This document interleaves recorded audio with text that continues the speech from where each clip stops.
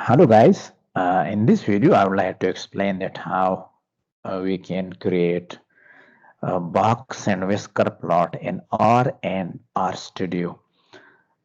Initially I would like to explain what is mean by box and whisker plot, and then I will explain the data format which you need for the library ggplot2, that what type of data format you need for that to create this box and whisker plot, and how we can use this box and whisker plot for our analysis. So let's start with the explanation of the box and whisker plot. So you can see this is the detail, and you can see each one is looking like this, but this is, their lines are drawn for explanation, and there's only one line is here, and then this line, and you can change, different styles. So you can have this line as well. So let's start from this. This is the median line, and this is shown here in each plot. So this shows the median line of the data.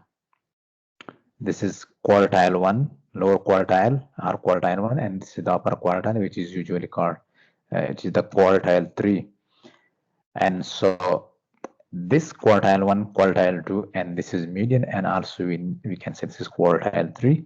And this range between quartile 1 and quartile 2 is interquartile range, IQR in statistics.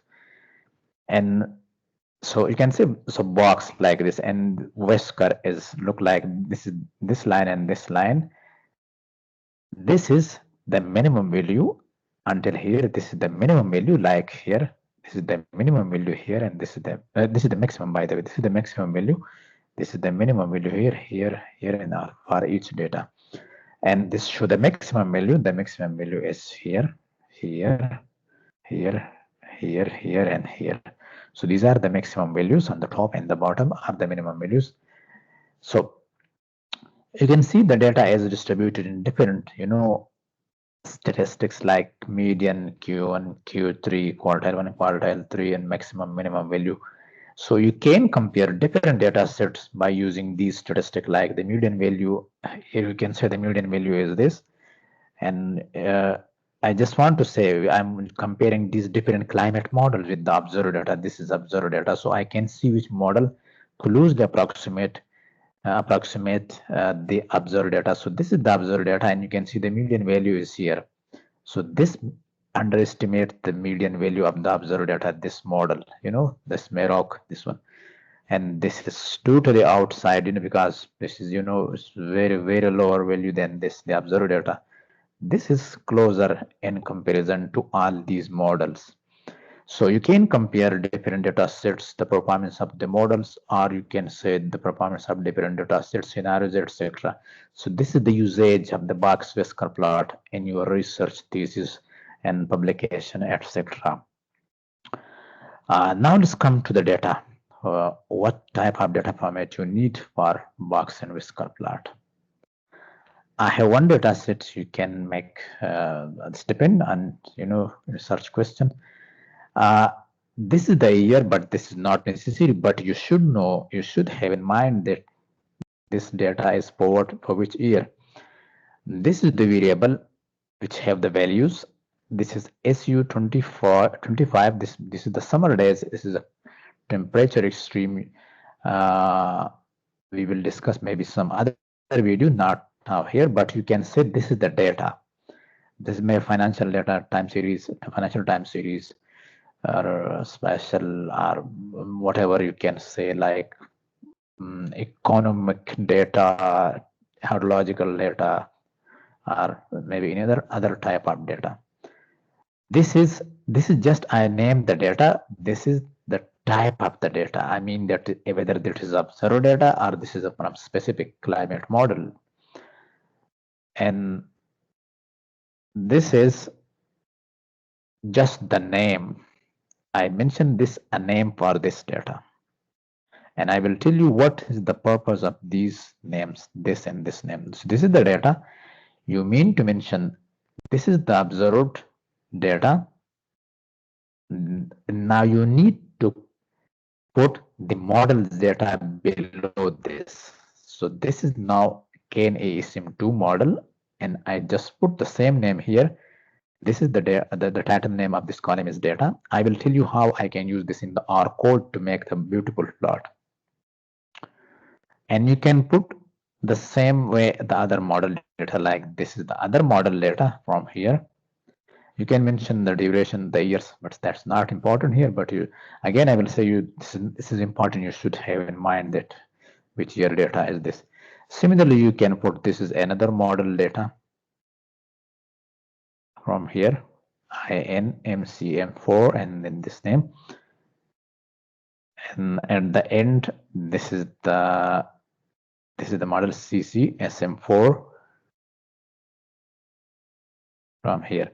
So this means that you need to have observed data, and then below you can have the different model data, scenarios data, whatever you want to do. You have to, if you compare in different scenarios, you need to have scenarios data, and you need to, this is the data, this is the name, and this is again the name, but I will tell you how I can use this in R code.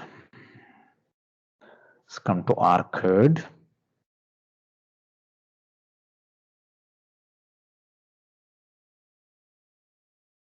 Okay, so let's open this. This is the file name. I can see here. This is the file name.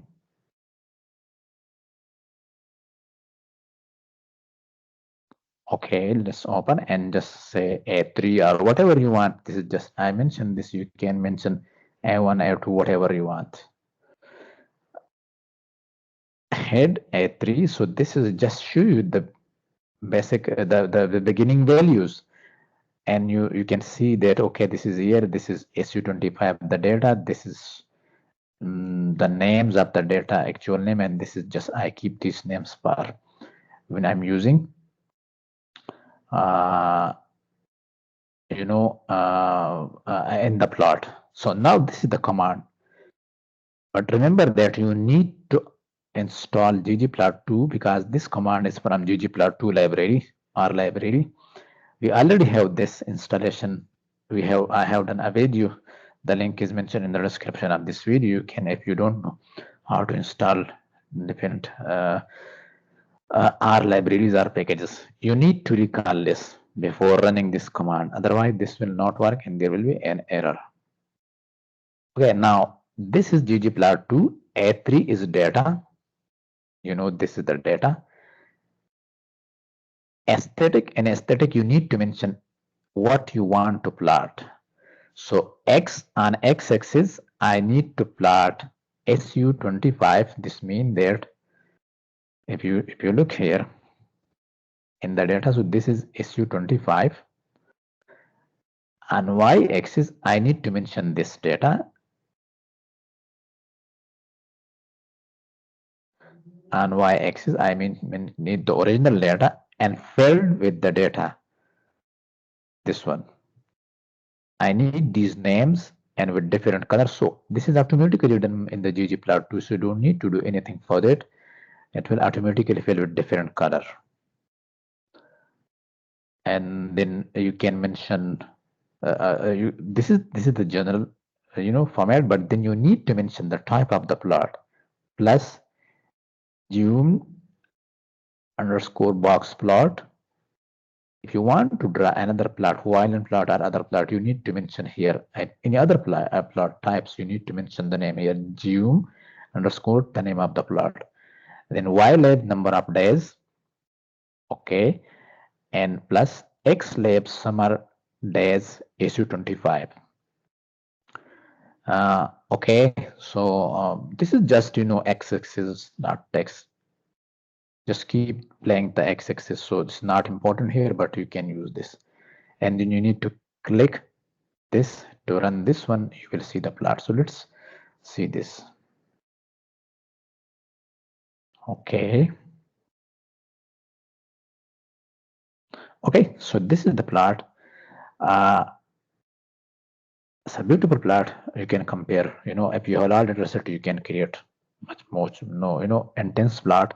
This is only for this one. In the next video, I would like, this is the basic one. In the next video, I would like to explain this for more data sets. This is SU25. only for one station. So if you have 10 station, 5 station, I would like to explain in the next video for more station that how you can create. So this is just the beginning, and this part, how we can create this box plot. In the next video, I would like to explain this for more data set, like at more station. This is one station, and I would like to explain this very clearly, that why I'm doing this one, this column. It's not very clear here in the single data set. Okay, so what we have learned in this video, we have learned that what is mean by box plot, how we can use this for our research, and where we can use, and what type of data format we need to create box plot in R and RStudio. And then at the end, we have created a box plot using RStudio, but you can use the same thing in the R. So thank you very much, and see you in the next video. Ciao.